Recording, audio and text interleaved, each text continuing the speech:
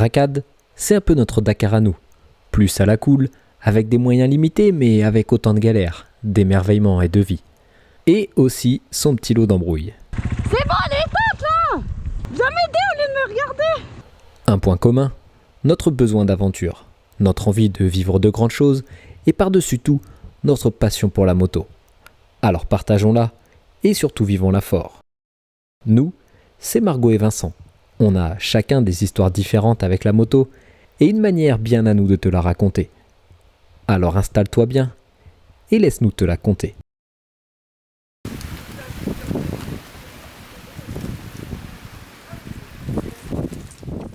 Allez, dépêche-toi, installe-toi bien et vite, Nardinamouk. Ce matin, on n'a pas le temps. Pas le temps non plus pour te dire que le réveil est plus douillet ici que sous la grisaille de l'Eure-et-Loir. Non. Ce matin, la marée est montante et on n'a pas le temps de traîner si on ne veut pas rater le clou du spectacle, c'est-à-dire rouler à moto sur la plage.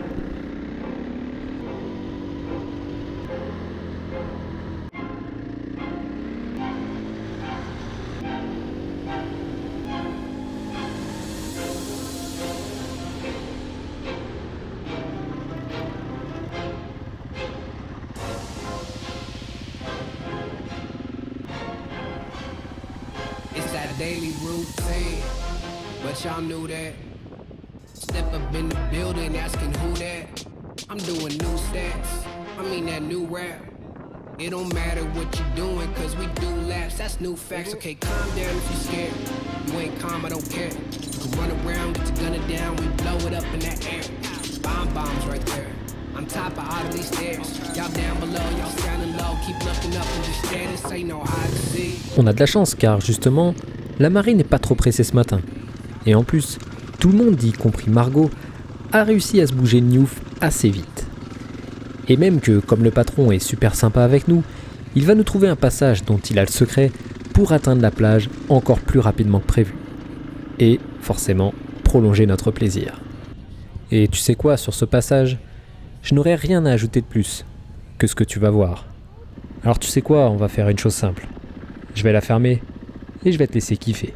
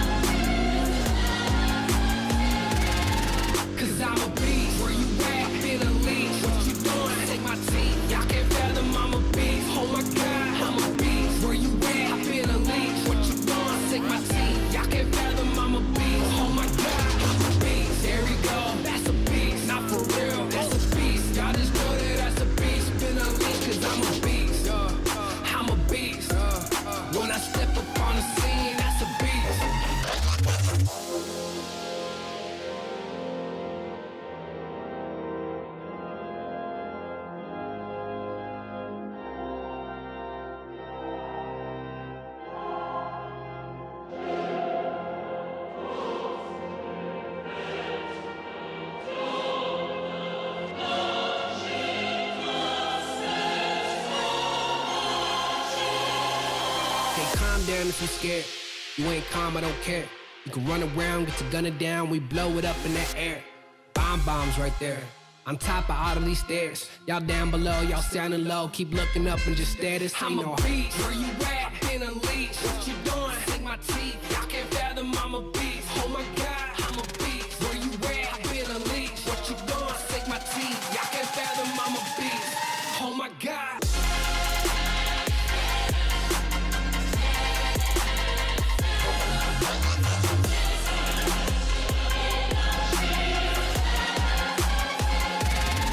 Cause I'm a beast.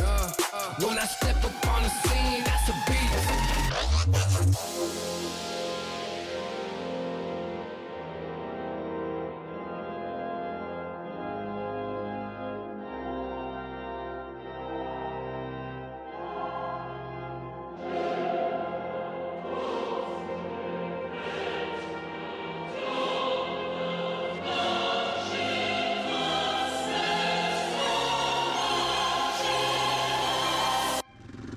Alors, pour ceux qui se demandent, non, ce n'était pas la plage blanche. On est bien plus au nord, mais disons que c'est une mini plage blanche qui a largement suffi à notre bonheur. Et pourtant, ce bonheur n'est pas fini, même s'il se rapproche inexorablement de la fin, car à peine sorti de la plage, on arrive sur des pistes sablonneuses, incroyables et surtout super rapides. Et en plus de ça, ça va être comme ça toute la journée. Mais avant toute chose, on est attendu à la traditionnelle pause café nahna du matin. Alors on pète un rapport et on essore un peu la poignée.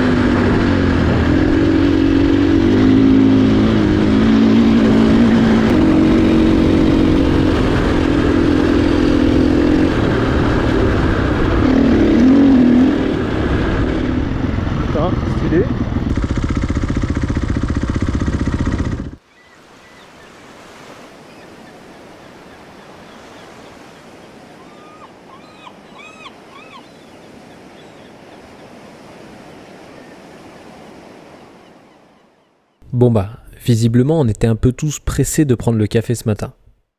Mais pour le coup, il va pas servir à grand chose, car là, aucun doute, on est tous bien réveillés. Mais le patron, moi, je commence à le cerner. C'est un malin, et un gentil aussi. En fait, il veut juste nous faire souffler. Car quand tu vas voir tout le sable qu'on va se bouffer ensuite, tu vas vite comprendre. Surtout que certains, le sable, ils aiment bien le bouffer pour de vrai. Après, paraît-il que ça fait partie du métier de cascadeur. Ça, je sais pas trop. Ah ouais, et au fait, comme Margot a cassé sa GoPro depuis le 2e jour, on ne m'a pas trop vu. Alors je l'ai justement passé à notre cascadeur officiel, John, en espérant qu'il nous fasse de belles images.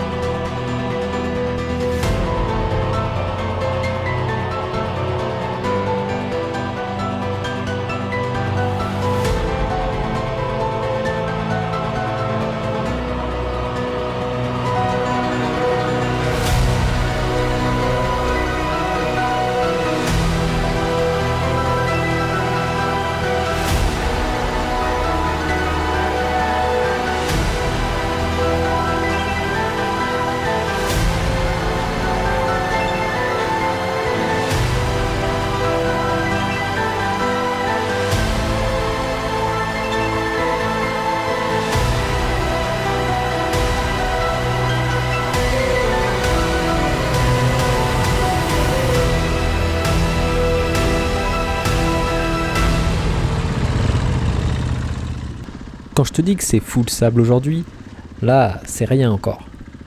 Le patron nous réserve sa surprise spéciale. Sauf que je l'ai cramé. Alors, spoiler alerte, cet après-midi, on va finir en beauté ces 4 jours de moto avec un vrai beau cordon de dunes. Mais comme les dunes, on les passe maintenant quasiment les doigts dans le nez, eh ben, on va se rajouter un peu de difficulté. On va aller s'empiffrer de tagine, histoire de changer un peu. C'est très beau. Alors, les coucous, fais-lui une pitch. Cucurbite assez. Ah bah là, il est cucurbite de chez Cucurbite. Eh mais tu vas voir, il y a des bananes, il y a tout quoi. C'est un vrai jardin. Ah ouais, putain. Là, il y en a encore là-bas. Il y a les papayes, il y a encore un bananier. Bon, et puis tu sais, au Maroc, c'est traditionnel. Ils ont toujours peur que tu manques, que tu meurs de faim. Alors ils te gavent, ils te goinfrent même. Pour la petite histoire, dans ce restaurant, on était 7 à table, comme chaque midi. Et on nous a servi 3 tagines, 3 plats de frites, 2 gâteaux de semoule et un immense plateau de fruits. Alors maintenant, j'attends vos réponses. Comment voulez-vous qu'on arrive à remonter sur nos si hautes KTM 450 et en plus aller franchir des dunes par 35 degrés? Moi là, à l'instant T, je vois clairement pas comment. Simplement, la seule chose que je sais, c'est qu'on va tous ressembler à Boturi, le rythme et la technique en moins.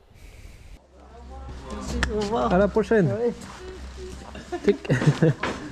Au revoir. Bon, le truc c'est qu'ici, il y a un phénomène inexpliqué, quasi mystique, qui lorsque tu montes sur ta moto, annule tous les maux de ton corps. Il accélère presque à ta place et dès le premier souffle du vent sur ton visage, t'oblige à faire hurler ton monocylindre, à décoller la roue avant du sol au moindre prétexte et à grimper n'importe quelle dune, juste pour savoir à quoi ressemble la prochaine. Je crois que ça s'appelle juste le kiff, mais je sais pas trop comment ça se dit en berbère. Who took the bomb?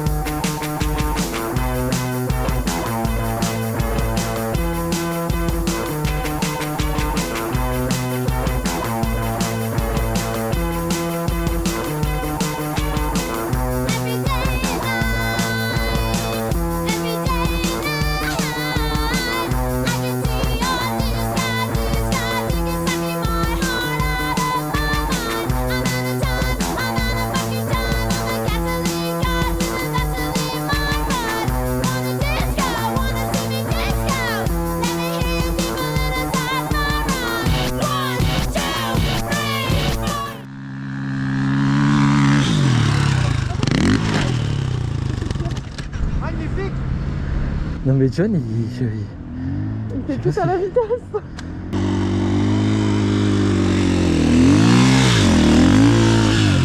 Ouais.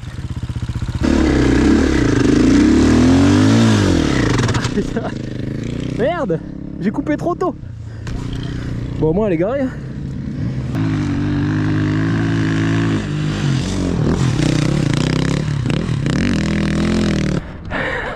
Il a pris un volume, John. En vrai? Ça va, John? J'aurais su, j'aurais pas venu. J'aurais su, j'aurais mis un bloc de glace dans mon dos. Tu veux regarder? Ouais, je vais regarder un peu, là je vais me refroidir parce que là je... Après on en fait encore un peu en partant. Ouais. Allez, Vincent. Là je peux rester comme ça. Oh, John, mais t'as volé! Non. Ça va? À peine. Allez, je me démerde. Allez, ciao! Ah, c'est...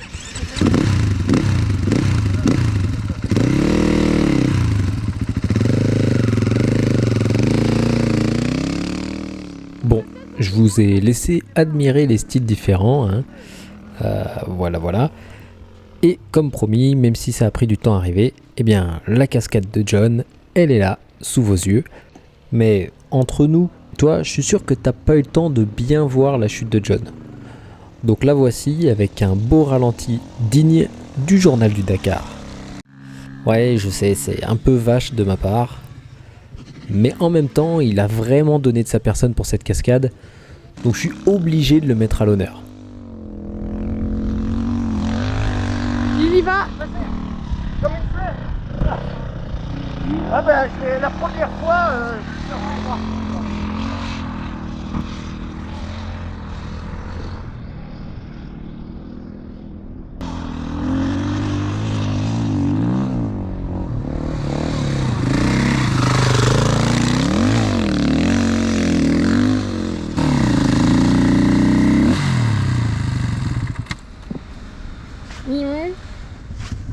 Il est vraiment trop fort. Tu t'éclates? trop bien. Oui, t'aimes trop, ça se voit. T'es trop mignon. Pour ma part, je vais pas dire ça pour me vanter, parce que moi aussi j'ai bien jardiné juste avant. Mais à ce moment-là, je suis super content car j'ai vraiment eu le déclic technique. Et quand tu comprends bien le timing avec lequel tu dois couper les gaz juste avant le sommet, quand t'as pas peur d'essorer la poignée à fond dans les montées, quand tu commences à déceler à l'avance si la dune sera cassée ou non, bah c'est un pur régal tout simplement. En plus de ça, j'ai eu la chance d'avoir une petite session privée à suivre le patron dans ces dunes, sans ma GoPro malheureusement. Et ça, c'est juste un moment unique qui te fait prendre des skills de technique à vitesse grand V. Tu vas la monter toute droite, ce bargeau.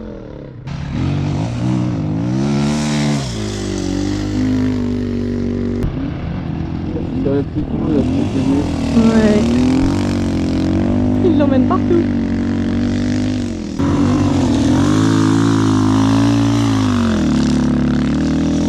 Ils vont revenir liquides.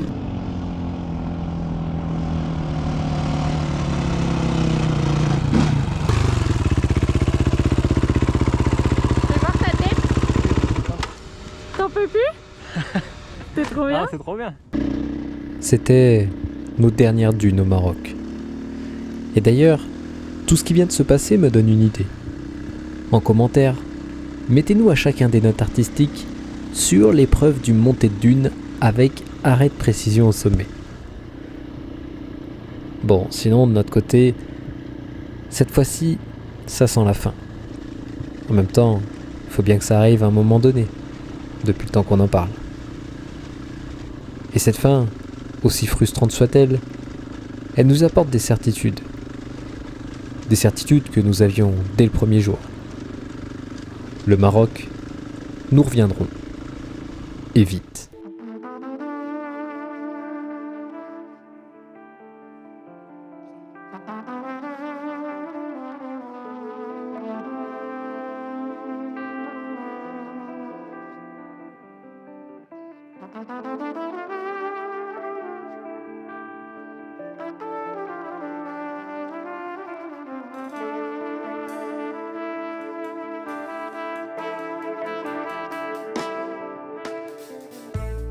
Et quand je dis qu'on va revenir vite ici, au Maroc, c'est bien sûr pas une parole en l'air, parce que je peux même te dire quand. Si tout se passe comme prévu, nous y serons, John, Margot et moi, au mois d'octobre 2025, pour 2 semaines sur place. Et après cette première expérience très formatrice, nous roulerons cette fois-ci avec nos motos. La 600 Transat pour moi, celle-là, tu commences à la connaître, et Margot roulera avec sa toute nouvelle Honda 600 XLM. L'objectif sera clair, profiter bien sûr, mais surtout se tester et s'entraîner avec ses motos dans l'optique de nos futurs objectifs en rallye.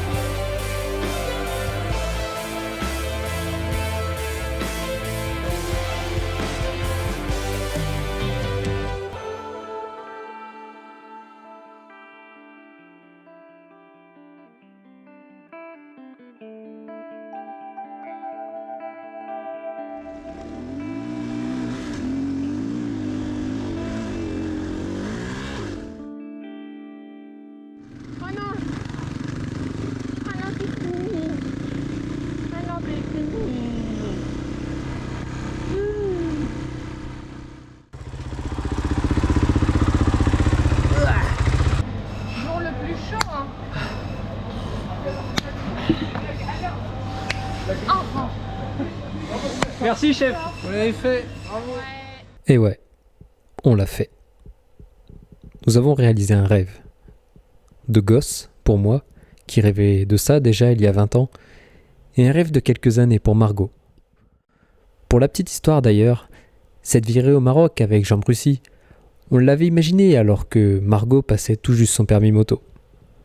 On s'était promis de la faire. Mais avant cela, il fallait débuter à moto. Débuter dans les chemins, prendre de la confiance, acquérir la technique, progresser. Et donc aujourd'hui, on ne peut que faire un bilan positif de ces 4 dernières années. À tel point qu'on a fait le pari fou cette année de débuter en rallye raid. Alors, une chose est sûre, de grandes aventures nous attendent encore. Et nous continuerons à vivre pour réaliser nos rêves, un à un. Pour nous, le programme des prochaines semaines, des prochains mois, ça sera entraînement, préparation physique et préparation de nos motos. Le tout les yeux rivés sur la ligne de départ de notre premier rallye, le 23 septembre, en Sardaigne. Mais d'ici là, promis, Racad continuera de te conter son histoire. Avant de se quitter, nous tenions à tout prix, Margot et moi, à adresser un immense merci. Merci à Kamel, Nicole, Jean, Karim, Sonia, aux Youssef, Ahmed, Brahim, Mohamed, Omar et à tous ceux dont on n'a pas pu retenir le prénom. Merci. Merci pour votre sourire, votre nourriture divine et surtout votre gentillesse à toute épreuve. Merci à Margot, John et mes parents pour ces souvenirs. Merci en particulier à John et Margot pour leur cascade. Et enfin, un immense merci à Gégé et Jeannot Brussy pour votre accueil, pour votre joie de vivre, vos connaissances, vos anecdotes, vos bonnes adresses. Vous êtes géniaux. Alors, ne changez rien et à bientôt. Et en attendant la suite, amusez-vous bien, mais pas trop.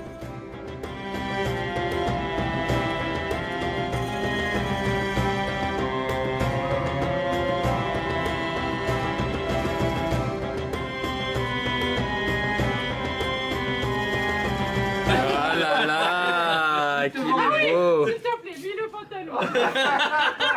Le chapeau, et ça y est, là, on te laisse. La chemise, ouais. On va trouver à te marier. La mosquée. On va trouver. Même en plus. Il a la whisky là. Dis donc, elle s'est dit, t'as pas une fille à marier? Ah oui, on a bien une.